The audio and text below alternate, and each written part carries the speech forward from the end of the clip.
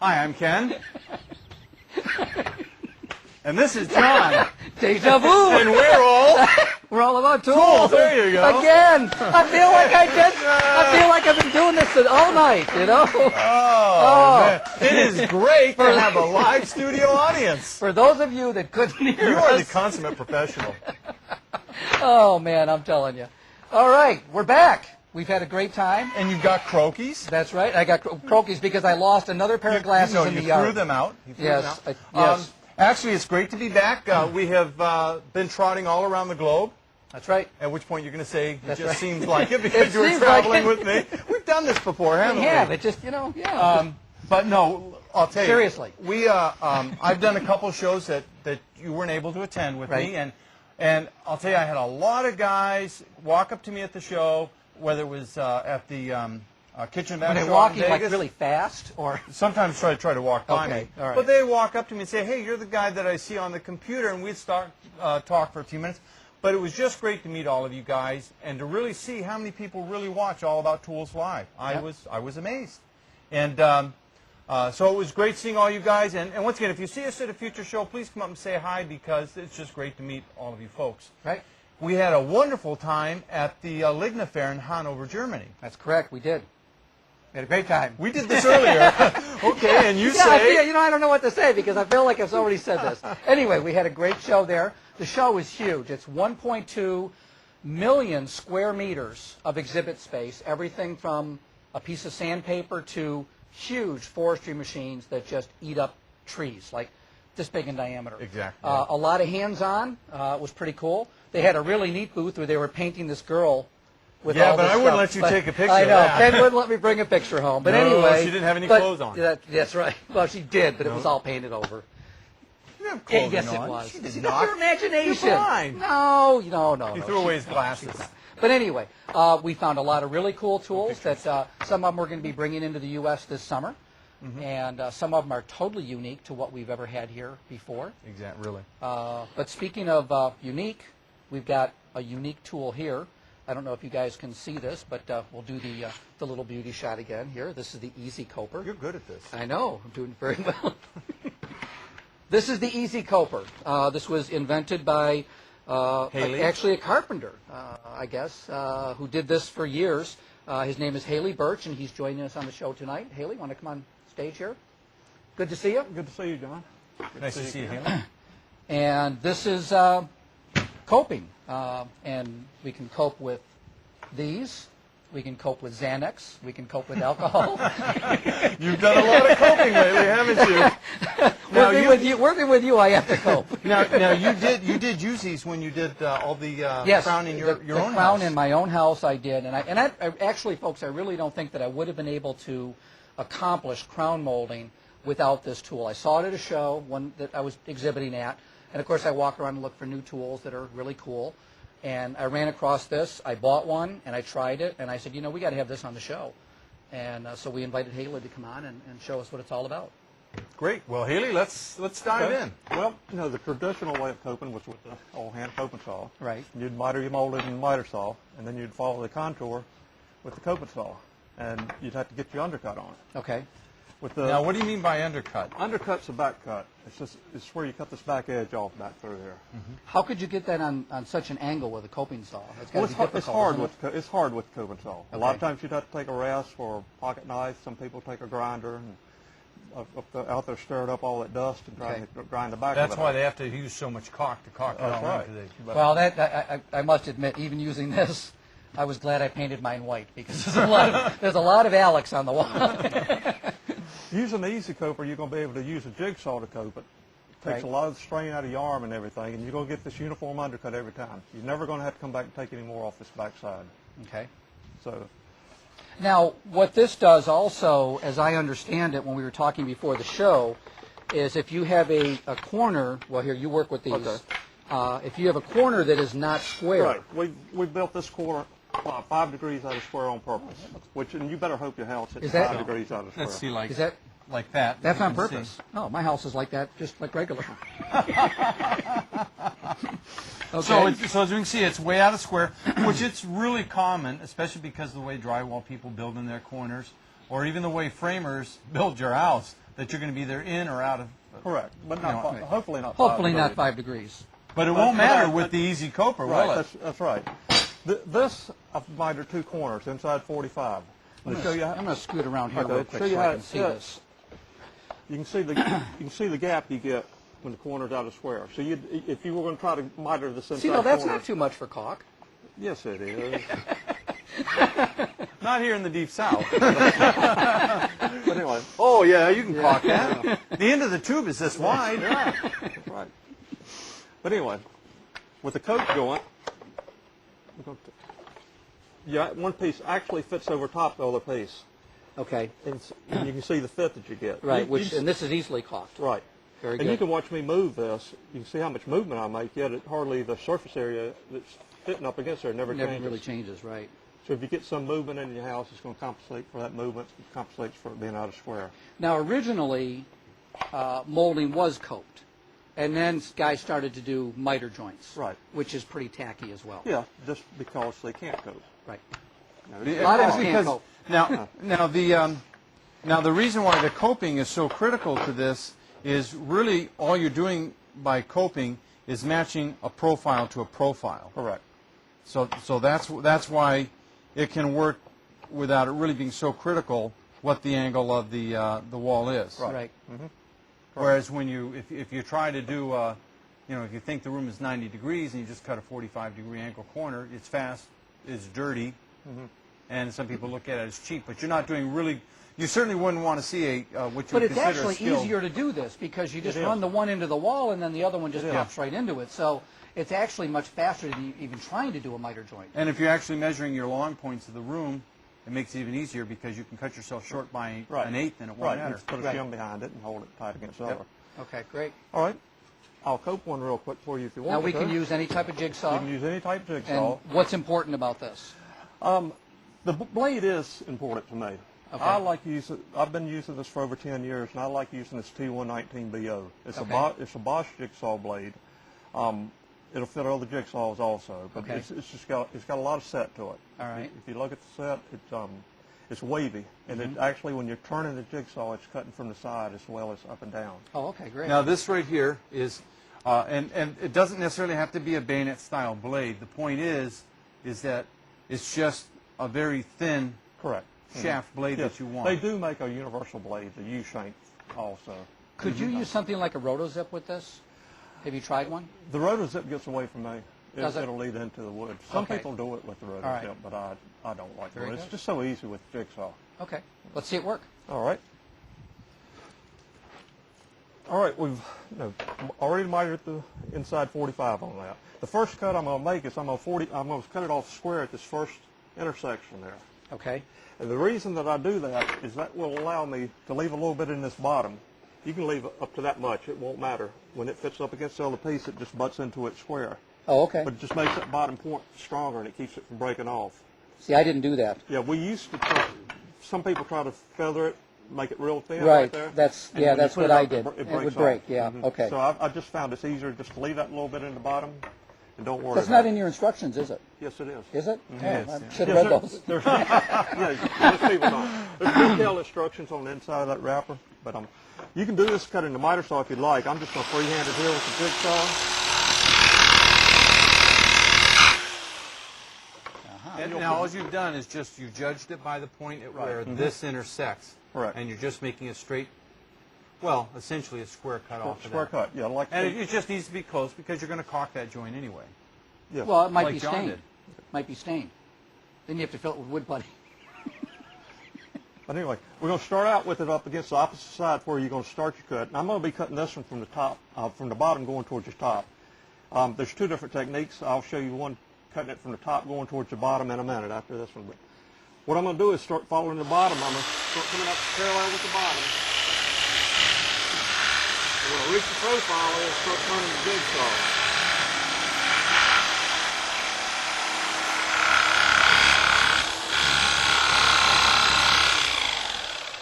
Now at this point, I'll remove the jigsaw, pull the molding back to get the side closest to me.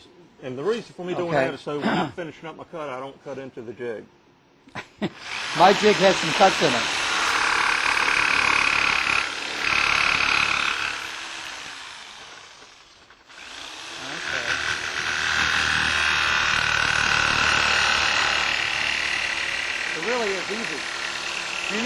protection with this?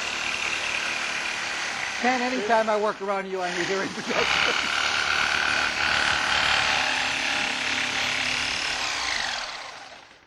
Now once again, I'll pull this out and come back and put another release on.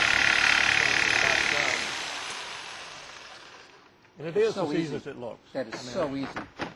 Nothing hard about it. Like I said, it gives you a uniform undercut every time. Wow, that's great. Look at that.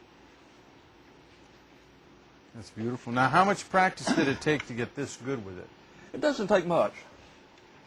So usually by, let's say, maybe a room full, you'd be all set? Well, what I would do is just get a couple scrap pieces of crown mold like this and just cut your cut on it, practice, make another cut on it, practice.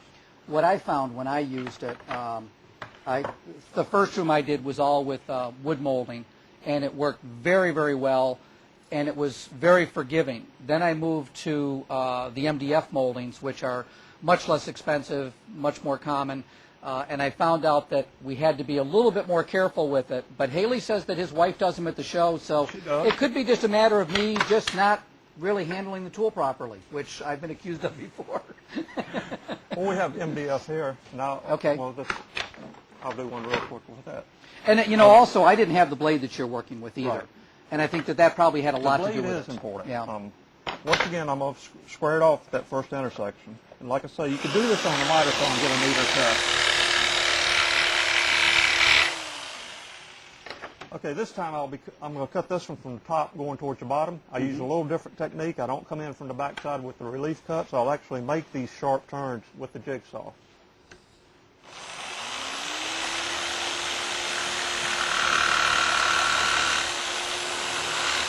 What I do is just pull the jigsaw back a little bit and turn it and go in and just work a little bit of room in it. Okay. Now that would be, is this MDF now? This is MDF. Oh wow, okay. I was going to say that would be difficult on MDF, but obviously it's not.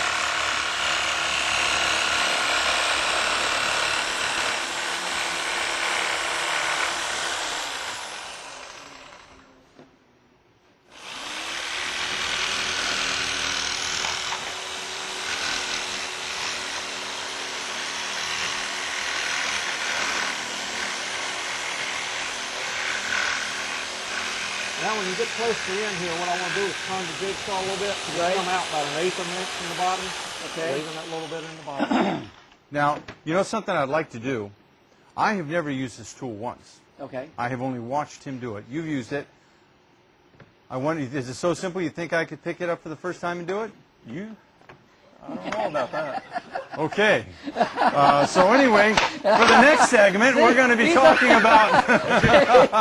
There goes the promotion of your tool, buddy. See how quickly you can learn to understand Ken? Not an hour you spent with him. Go for it. See how ugly Go this ahead, is? let's see if you can do this. No, I don't want to anymore. You know how I'm a delicate flower. That's a different molding. That's the That one won't work. different angle. He's going to show. He's going to show. Okay. Oh, you don't want to... Here, do this one. It's easier. No, we'll go right from here. We'll go right from here because we don't have to do that straight cut until the end. Okay. And on this here, we want to start back that... Well, actually... Here, we're going to go right yeah, from the top. You should make that square cut before you start anything else. Because you're... This one down here? Mm-hmm. Okay. So, You want me to hold that wood for you, Ken? you can leave it alone.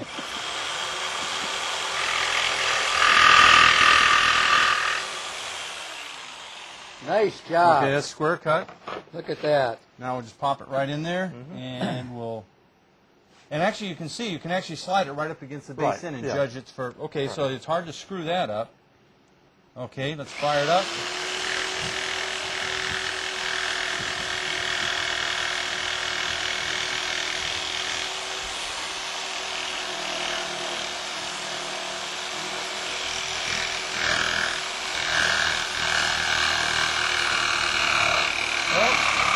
See? Look at that, look at that.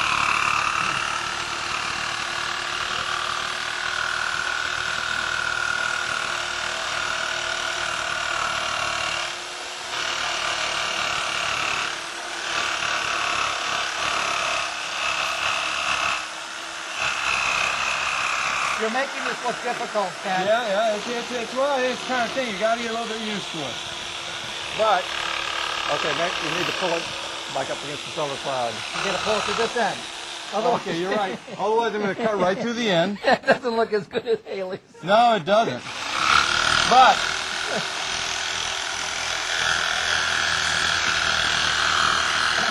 We have a question here from Mark. I've seen this tool before. Are you pushing hard against the easy coper? And I would say no, you're not really pushing hard against here No, at you're all. not. You're just, Mark, you're just riding along this edge just as if it were just a flat edge. 2-3 tries you'd have it. yeah, actually, I would say for the very first time, really the only spot here, which it's just a matter you've got to get used to making that turn. Yeah, it but is. but really, for the very first cut, I mean, actually most of it stayed really. I probably just tried getting too tight to it. Right. But that is, yeah, that's really easy. That is, I'll tell you, I agree with you. We have another question here. Mark wants to know how this is fastened to the table. And actually, what we've done is this has 2 screw holes in it, which you can't see until we unclamp it. But there's 2 screw holes here. It's screwed to a board, and the board is clamped to the table. Right. And so you can clamp it to sawhorses or anything. You can put for one using on long each- pieces, you Tube know, of doing 10 long and pieces. put one on each end of the tube of 10. Right, That'll work exactly. And you know, I would say anybody that's familiar with a tool, I could easily pick that up. I mean, that wasn't Fine. Oh, it's not hard at all. that wasn't difficult at all. And you know what? I'll bet you could drag these behind a pickup truck for at least 3 miles And they would and not probably be even okay. damage them. They'd That's probably right. be just fine. That's right. We could do I don't know that. about that. We could do that. We've done it. Don't challenge us. We've been down this road, as it were. Okay, so one thing that I wanted to ask is what happens if you have different angles of your molding? Okay. Because some moldings are on a 45 and some of them are more angled down. Right, yes. And you said that that's called spring angle? Spring angle. Okay. It's the angle that the molding sits to the wall and ceiling. It's designed for, there's basically 2 major spring angles. It's a 52-38 and a 45-45. Okay. This is designed for 52-38. You see how the cut follows the plane of the easy coper? Right. 100%? Yep. Well, a 45-45, there's only 3.5 degrees difference in that cut by the time it's cut on a compound angle. Okay. So it doesn't follow the plane. Is there a reason 100%. that someone would do one over the other? Or is it just the way the molding's made? They've just started making molding nowadays on a 45-45. It used to be all it was on a 52-38. Okay.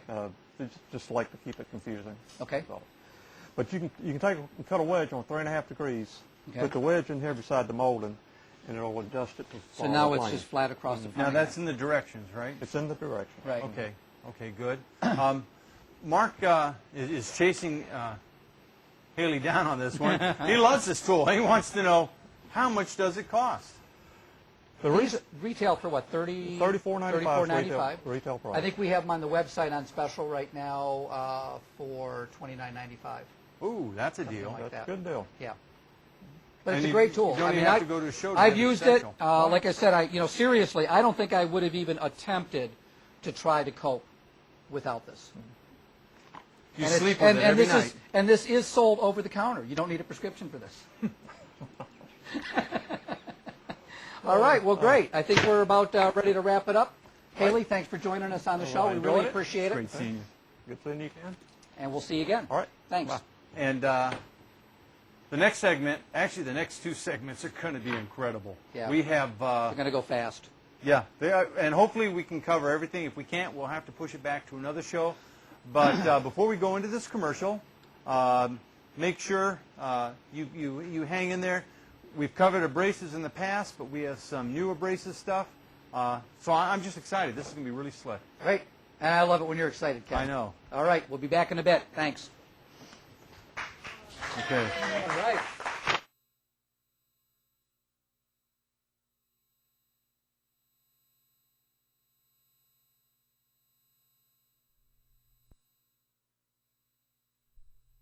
This is an exciting new product. We're really excited about it, obviously.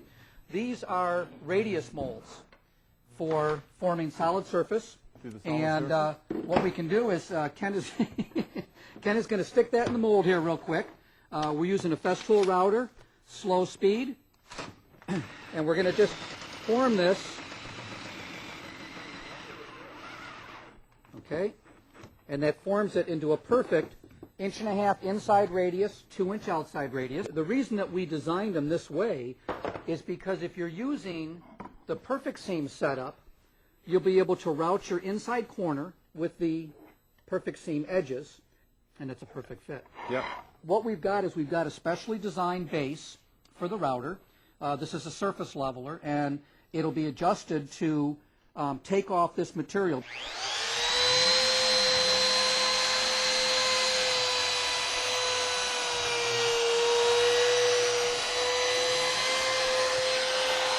Now, it doesn't have to be flush because all we're actually doing is cutting it off flat with the surface so it's ready to glue up underneath. And this is a carbide tipped up-down spiral. Correct. Which It's a nobody compression makes. spiral. I mean, this is unique in that it is carbide tipped and it's not a solid carbide. So it's a lot less expensive than a solid carbide router bit. So this is unique. It's got a bottom bearing bit. Now, we've set it so that it's actually riding on the bottom edge of this little fixture that we've built. And what you're going to have, and I don't have my vacuum hooked up, but I'm just going to go ahead and route.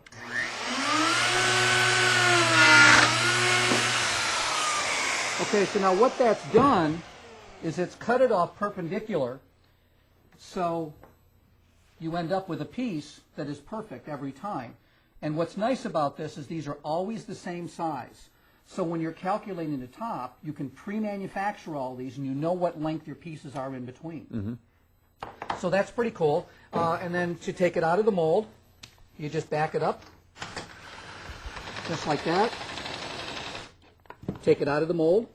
And as you can see, we've got the mold is actually several pieces. There's a base that you get, and then these are double stacked molds. Now, let's say we had to do a 4-inch drop edge. What you could actually do is buy extras of this particular mold, stack them on top. These are all screwed together, so you could stack them up, screw them back together, and you could actually have them 4 inches high. By just merely adding to this and building it up to whatever thickness it needs to be, and these are available in 1/2 inch increments after the initial 1 inch buy. Right, yeah. The starter kit would include this base that you route against, and then 2 mold thicknesses. The reason we did it in 1/2 inch increments is it's a lot less expensive to manufacture 2 1/2 inch molds than 1 1-inch mold, just because of the cutters involved in cutting 1-inch material and what have you. So we decided to go this way with it. And when you buy it, you would get the starter kit would be this clamp, which we're having made for us, which is really cool. The molds, male and female mold, and the starter kit is, I believe, a 1 inch and 1.5 inches, because that's pretty much the standard. It takes a lot of the work out of something that is a very tedious project. It is. And you won't have to buy a big oven to do this. A lot of guys don't want to do forming. They don't want to spend the money for a big oven, so they'll be able to buy this little cube oven, which is really cool. $6.99, I believe? I think it's going to be $6.99. And maybe we'll put a package together on the oven and a starter kit. We'll take a look at doing something like that. But So you could get into a drop edge application very inexpensively. And the great thing about it, and this is really what you have to look at, is the speed in which this can be done.